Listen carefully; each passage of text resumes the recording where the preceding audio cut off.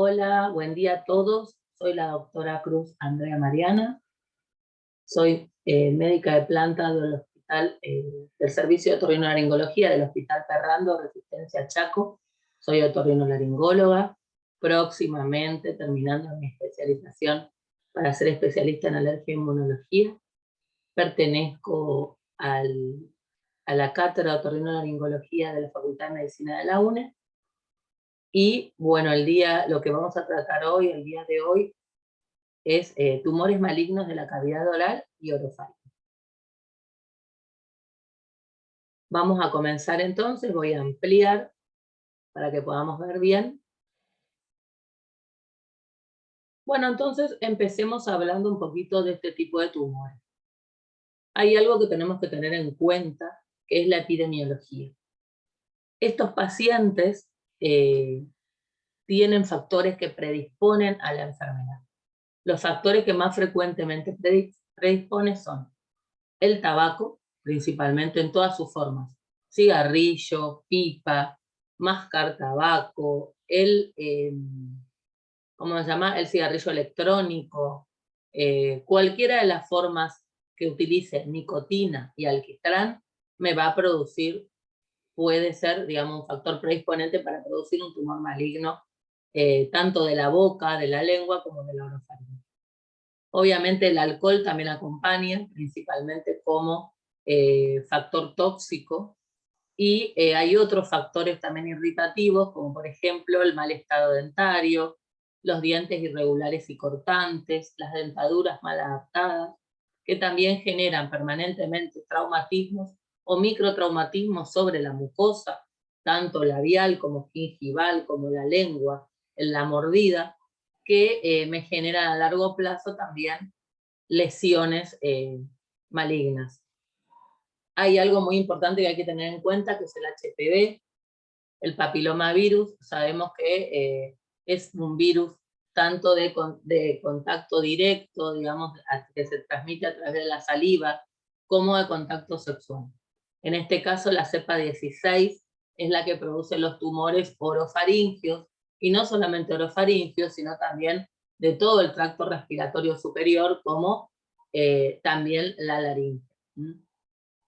Se dan un alto porcentaje en el sexo masculino, o por lo menos es lo que está documentado por todos estos factores, ¿no es cierto?, que vemos.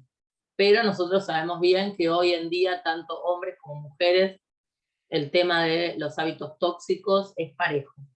Así que bueno, yo creo que esto está en revisión, pero por lo menos por ahora lo tenemos así, digamos, como sexo masculino, y el mayor porcentaje entre 60 y 70 años, y todos estos factores predisponentes que les nombré. Entonces, cuando viene un paciente a la consulta porque tiene un dolor en la boca, en la lengua, en la garganta, o viene porque tiene algún tipo de lesión o algún tipo de sangrado, y nosotros hacemos la inspección, hacemos el examen con una luz frontal, acuérdense, en baja lengua, bajamos la lengua del paciente, miramos la boca y vemos una lesión, siempre tenemos que preguntarle hábitos tóxicos. Si fuma, si toma, si bajó de peso, es muy importante. El tema del adelgazamiento,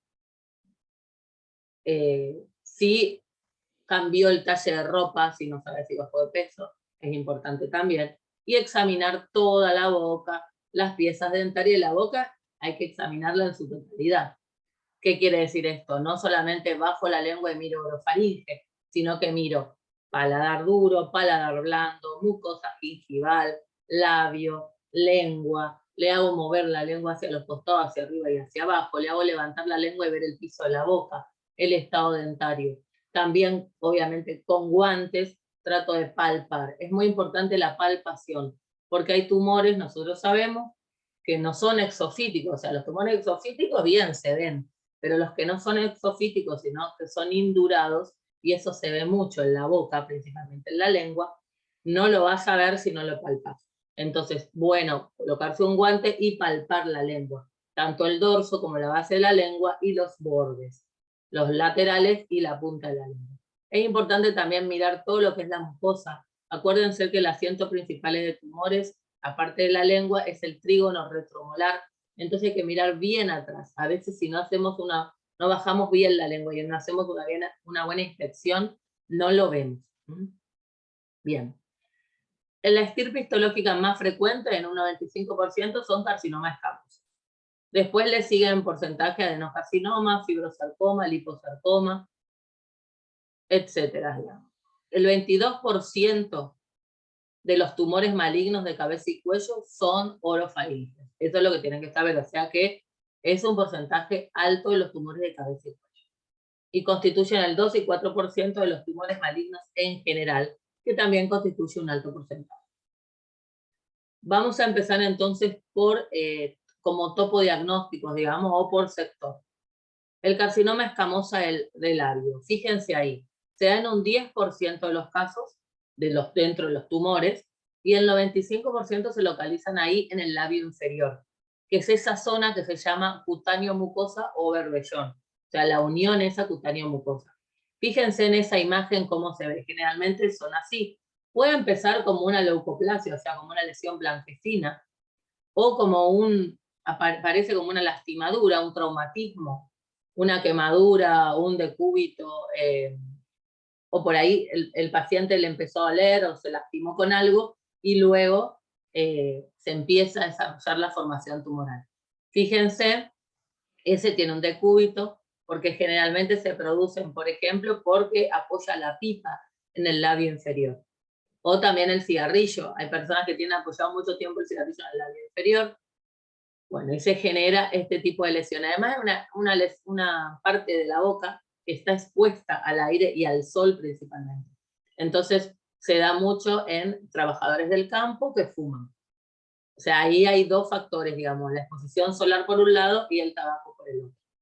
Fíjense, esa lesión son así, bordes indurados, ulcerosas, dejan como una costra melicérica por arriba, que si la desprendo hay un lecho sanguinoliento y un lecho ulceroso, digamos, profundo, bastante profundo y sanguinoliento.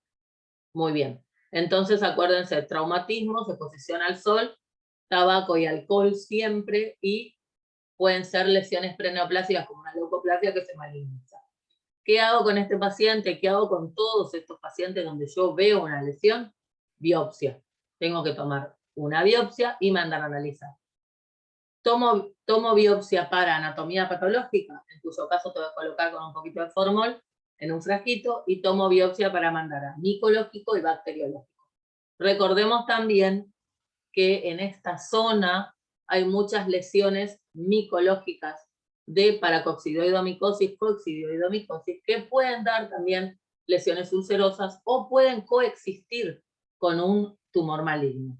Así que es importante mandar anatomía patológica, micológico para ver ese tipo de hongos y bacteriológico. Muy bien, sigamos. La clínica, fíjense, esta es otra lesión en el labio diferente, no está tan ulcerada, no está tan avanzada, pero parece una lastimadura común, pero acuérdense que si dura más de 15 días, si yo le digo al paciente, ¿hace cuánto que tenés eso? Me dice, hace 2 días, bueno, considero que es algo agudo y comienzo un tratamiento de lo agudo. Pero si esto tiene mucho tiempo de evolución, sí o sí tengo que tomar biopsia y mandar a analizar porque tengo que pensar en que es algo maligno. Muy bien. Lesiones costrosas, fíjense lo que está escrito, ¿no es cierto? Aspecto acartonado, siempre en esa línea cutáneo-mucosa. Úlceras de bordes planos o sobrelevados, o sea, podemos encontrar diferentes formas del aspecto del tumor. Duele si se sobreinfecta, y sí, es factible que se sobreinfecte, porque está en una zona que con la lengua la mojamos, que es húmeda, que está expuesta, así que se sobreinfecta. Siempre también recuerden, cuando yo veo una lesión, tengo que palpar cuello, porque cuello, no solamente la parte lateral del cuello, obviamente, sino submaxilar, submentoniano, porque se acompañan en un alto porcentaje de adenopatías. O sea, siempre que encuentro una lesión orofaringia, tengo que palpar cuello. Muy bien. Otro tipo de, otro tumor por la localización, el carcinoma escamoso de lengua. Acuérdense que en la lengua tenemos una parte móvil y una parte fija, donde en la parte fija está la base de la lengua. Entonces, estos tumores ocupan el 50%. Fíjense que son ocupan un porcentaje importante de todos los tumores de cabeza y cuello. Este tipo de tumor afecta el borde lateral de la lengua. Miren lo que yo les decía. Fíjense en esta imagen, en la de arriba, cómo esta es una lesión que protruye, exofítica. Entonces, si yo hago una inspección mirando con una luz frontal y un baja lengua, la voy a ver, esta lesión. En cambio, fíjense esta, la de abajo, es una lesión que por ahí se me puede escapar, puede pasar desapercibida, porque no es tan exofítica, sino que es indurada, blanquecina e indurada. Entonces es importante no solo ver la lengua, sino palpar. Acá abajo también se ve una lesión exofítica. Muy bien.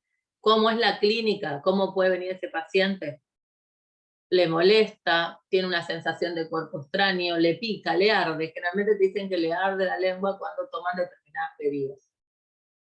Es muy difícil que el paciente venga. Esta, por ejemplo, la de arriba, sí, generalmente cuando muerde, seguramente que muerde la lesión y entonces sangra. Acuérdense que si sangra, el paciente se asusta y viene a la consulta. Pero si no hay sangrado y no le cuesta tragar y no le duele mucho, es difícil que venga en un estadio inicial del tumor. Va a venir cuando ya hay un estadio avanzado.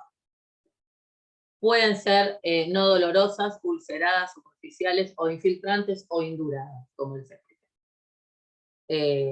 Si yo raspo, si yo hago una biopsia de esa lesión, por debajo va a quedar una zona sangrante, un fondo, voy a poder ver un fondo granular o sangrante.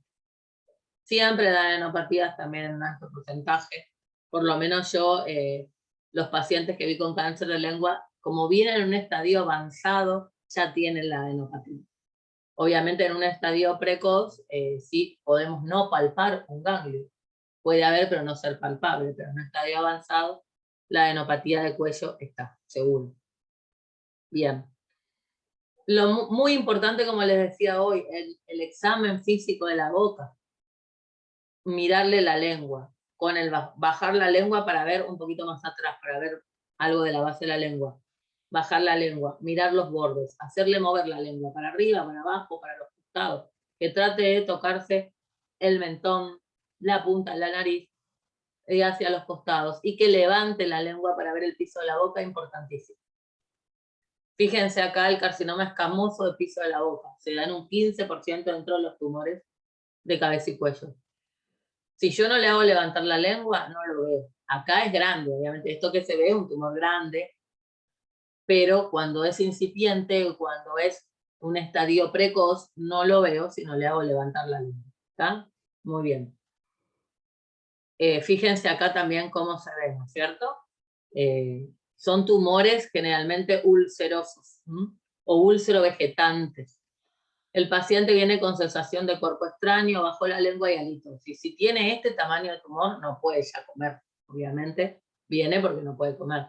Y cuando uno le pregunta, ¿hace cuánto que no come? Uno lo van a ver al paciente adelgazado, caquético, con esa coloración terrosa de la piel, en mal estado general, que con este tipo de lesión no puede hablar, mucha cialorrea, y cuando le vemos así. Obviamente uno le va a preguntar, ¿hace cuánto que no puede comer? ¿Hace cuánto que le duele? ¿Hace cuánto que le molesta? Y esto es crónico, o sea, no va a ser de 2 días atrás o de 3 días atrás, sino que le va a hacer, y hace 3 meses, hace 4 meses, hace 5 meses. Automáticamente yo tengo que pensar que puede ser una lesión maligna. Entonces, toma de biopsia. Muy bien. Lesión ulcerosa vegetante, bordes indurados, obviamente dolor puede ser que venga con sangrado de la lengua. Ganglios, palpamos, va a tener adenopatías. Este tipo de tumores primero puede seguir moviendo la lengua, pero después a la larga se extienden tanto que terminan fijando la lengua y va a producir alteración del lenguaje, lo que les decía recién. No puede hablar el paciente. O habla que parece como que tuviera una papa en la boca o algo que le molesta, no puede hablar.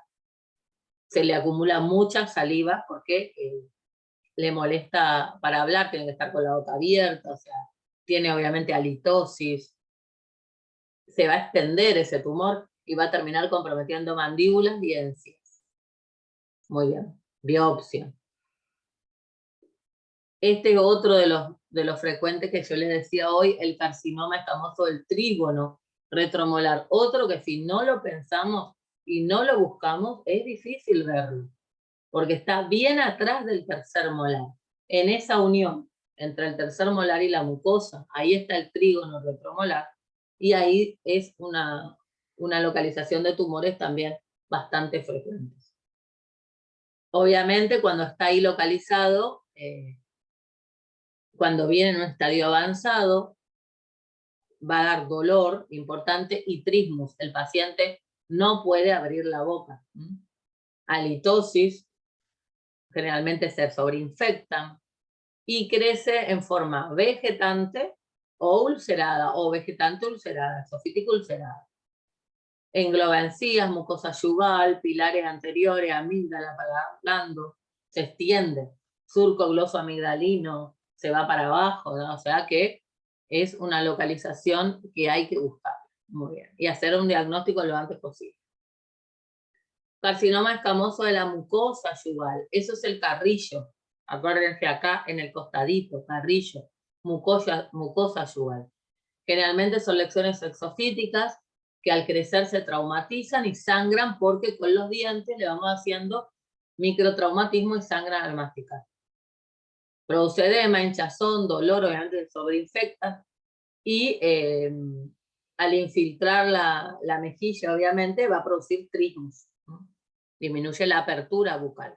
Muy bien. Carcinoma escamoso de paladar duro, fíjense, también miramos el paladar y podemos encontrar diferentes tipos de lesiones. Ocupa el 1 a 5% de los cánceres de la cavidad oral. Las prótesis, en este caso, son un factor importante predisponente. ¿Por qué?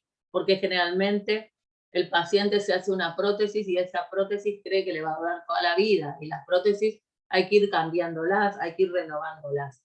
Entonces una prótesis vieja le puede generar microtraumatismos porque se va moviendo, la prótesis se afloja y se mueve. Y son de tipo generalmente ulcerado, con bordes indurados, aunque también pueden ser como el de arriba, que ya está mucho más avanzado, vegetante, ya tomar encía, tomar toda la parte del maxilar. Fíjense, en este está un poquito más localizado, en el de abajo, con los bordes del dólar indurados, y el fondo ulceroso. Y puede producir hemorragias. Esto también tienen que tomar biopsia, mandar a analizar tanto anatomía patológica como micológico y bacteriológico. Micológico porque también así parecido al de abajo, con este tipo de lesiones, puede ser el hongo que es la paracoccidioidomicosis y la coccidioidomicosis. Paracocci principalmente, que es el que tenemos acá más frecuente. Así que acuérdense de hacer diagnóstico diferencial. Muy bien. Ahora vamos un poquito más atrás, vamos a la orofaringe. Acuérdense que la faringe se divide en nasofaringe, orofaringe y laringofaringe.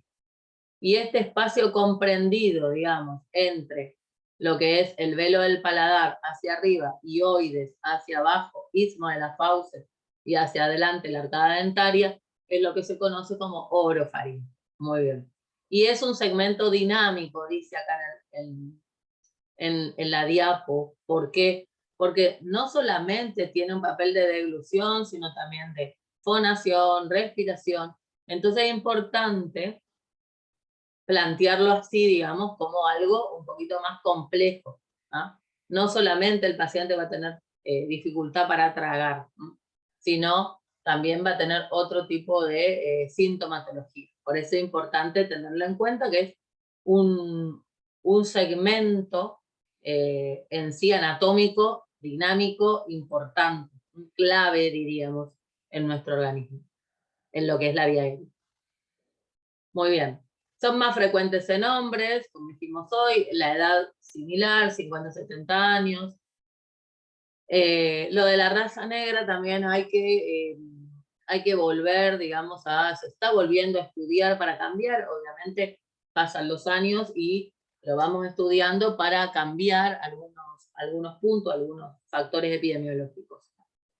Acá hay un factor muy importante que es el reflujo gastroesofágico. Acuérdense que el reflujo gastroesofágico produce manifestaciones extragástricas. Hay todo un capítulo de manifestaciones extragástricas de reflujo. Y lo que más se afecta dentro de estas manifestaciones extragástricas es la parte de cabeza y cuello, o sea, nuestra especialidad, que es la otorrinolaringología. Entonces encontramos que este reflujo va a producir irritación constante, tanto de la faringe como de la laringe. Y en faringe me va a dar faringitis crónica y me va a dar otro tipo de lesiones en la mucosa, tanto en la mucosa yugal, en las amígdalas, en la lengua y en la boca. Se asocia también al consumo del tabaco y del alcohol, también se asocia al HPV serotipo 16, especialmente para el cáncer de amígdala, y factores protectores, bueno, obviamente que todo lo que es una dieta saludable, sin factores tóxicos, sería lo ideal. Es lo que nos protege, digamos, de la formación de los tumores. ¿Cómo hacemos el diagnóstico de estas patologías? Como les dije hoy, la anamnesis es importantísima del paciente, donde le preguntamos los hábitos tóxicos, y hace cuánto que está así, hace cuánto que siente la lesión, hace cuánto que le duele. El examen físico, que tiene que ser en general, no solamente bajo la lengua y miro, sino que miro todo, palpo ganglio, palpación cervical, palpo también adentro de la boca.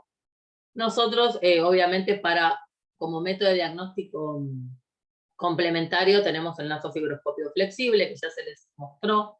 Con él podemos mirar base de la lengua, supraglotis, tomografía y resonancia, o sea, imágenes también son de diagnóstico complementario, gol estándar para nosotros también, para poder, si nosotros vemos una lesión compatible con un tumor y la anatomía patológica le da tumor maligno, obviamente hay que hacer una estadificación de ese tumor. Para eso necesitamos la tomografía computada. Punción aspiración con aguja fina de las adenopatías también es algo que se hace como complementario. Y el PET, que se hace para ver las masas musculares, tumorales con aumento de actividad metabólica. Obviamente esto, una vez que ya está el diagnóstico de tumor, ya pedimos, ya le hicimos, entonces nosotros hacemos el diagnóstico, tomamos muestra, biopsia, nasofibroscopía para complementar, punción aspiración del ganglio, pedimos imágenes para hacer el estadiaje. Si es necesario, si el tumor se va hasta supraglotis, vamos a tener que complementar con una laringoscopía directa y biopsia. O lo hacemos en el consultorio con un nasofibroscopio con canal de trabajo. Nosotros en el Hospital Perdando tenemos, entonces por ahí no es necesario dormir al paciente, sino por una anestesia local nomás, le colocamos el nasofibroscopio con canal de trabajo y sacamos muestras hasta supraglotis, o un poquito más abajo, ¿no? Bueno, según la anatomía patológica, en un 90% son carcinomas escamosos. Pueden dividirse en mal diferenciados o indiferenciados, anaplásicos. Y tenemos subtipos de estos carcinomas escamosos, que son el queratinizante, que es el más frecuente. Todo esto pueden ir a buscar en el libro. Linfoepitelial, que es el que se da sobre el anillo de Waldeyer, ahí tenemos los de amígdala, de tipo linfoepitelial. Adenoquístico, y linfomas en un 8%. Acordémonos que el más frecuente, así como el más frecuente de amígdala, es el carcinoma escamoso. Quiero que esto quede claro. Pero también tenemos que tener en cuenta que la amígdala también es asiento de linfomas. Muy bien, entonces acá tenemos carcinoma escamoso de la región amigdalina. Muy bien. Más del 50% de los cánceres de orofaringe constituye este tipo de tumor. La localización, pilar anterior, posterior, fosa amigdalina, amígdala palatina. La clínica, ¿cómo va a venir este paciente? Obviamente va a tener molestia en la deglución. Esto no es nuevo, sino que para diferenciar, digamos, de un flemón, que me preguntaban los alumnos, el flemón es algo agudo, ¿no es cierto? Es algo agudo, protruye, se acompaña de fiebre, síntomas de flebosis, síntomas agudos, y tiene 2 o 3 días de evolución máximo. Esto ya tiene mucho tiempo de evolución, duele, molestia en la deglución, disfagia, halitosis, el paciente no puede tragar, trismus, no puede abrir la boca, tiene malestar general, adelgazamiento. Como les dije, fíjense el paciente en su totalidad. A la palpación hay adenopatías, siempre hay adenopatías del cuello, tanto submaxilares como laterocervicales. Las lesiones pueden ser infiltrativas o ulceradas y se va a extender. Puede empieza en la amígdala, pero se extiende rápidamente. Acuérdense que son tejidos blandos, así que se extiende. ¿A dónde se va a extender? Hacia la lengua, hacia el surco glosoamigdalino, al paladar blando, a la pared posterior de la faringe, a toda la mucosa yugal, al trígono retromolar, a la base de la lengua, y se va a ir hacia atrás. Entonces es muy importante en estos pacientes darnos cuenta, o sea, si ustedes miran la boca porque el paciente viene con dolor, tienen que diferenciar si es una amígdala infectada, o sea, con una amigdalitis pultácea normal, o es un flemón o es un tumor. Una vez que tenemos esto, obviamente si es un tumor hay que sacar biopsia, como les expliqué, mandar a analizar, y hay que pedir siempre, aparte si tiene ganglio la punción de aspiración, una tomografía para estadiar que tumoral.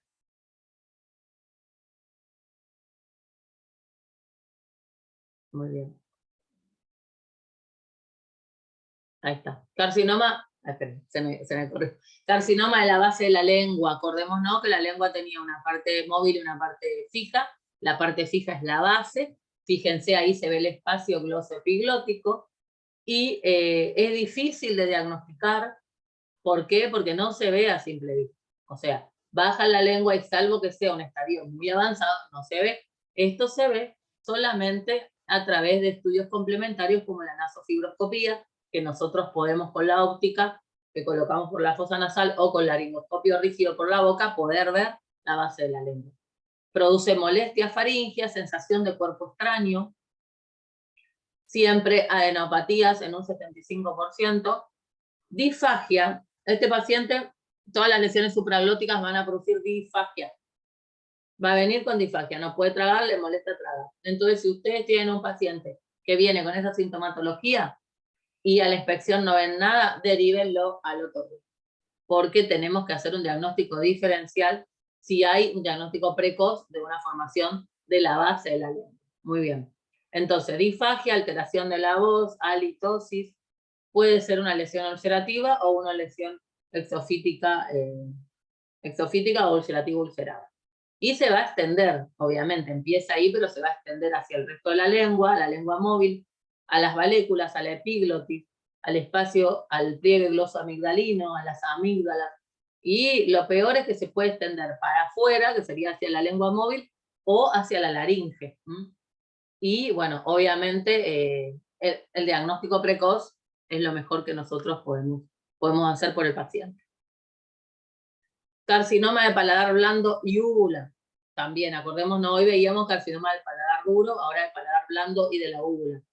También lo tenemos que tener en cuenta, se ve a simple vista, el HPV tiene mucho que ver acá, es uno de los factores que predisponen, aparte del tabaco, molestia a la deglución, odinofagia, trastorno del timbre de la voz. Tienen como la voz gangosa, le cuesta. Fíjense que en el de arriba falta la úvula, ya está amputada, y ausencia de la úvula. Fíjense, en este ya se extendió bastante al resto del paladar, a los pilares.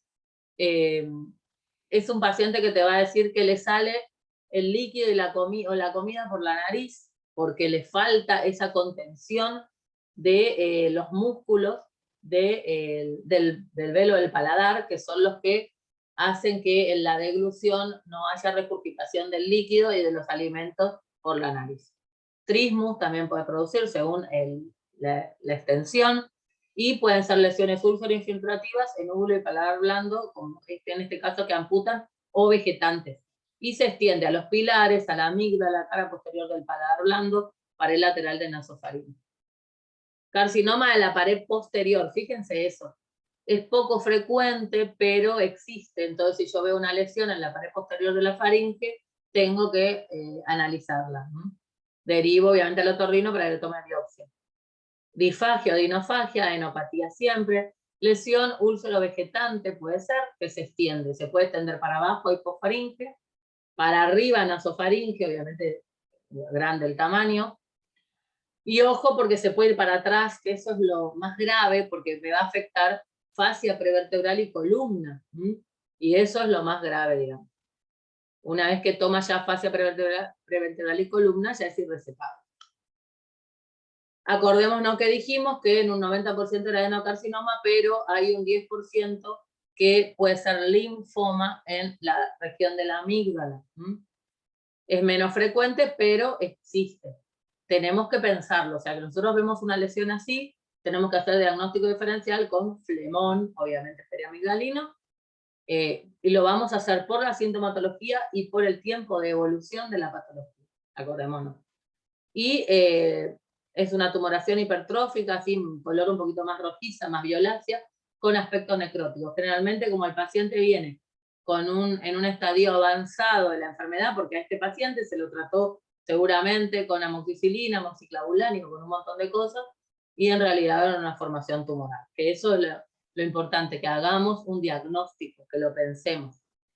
Y también puede tener adenopatías de cuello, y se ve generalmente un aspecto necrótico característico, que también nos cuesta en el momento de tomar la biopsia, porque tenemos que sacar del tejido que no es necrótico, ¿no es cierto?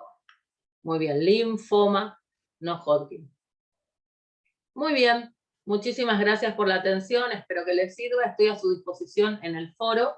Acuérdense que soy la doctora Andrea Cruz, me pueden buscar en el foro para hacerme preguntas sobre este teórico. Muchísimas gracias por la atención. Ahora, entonces...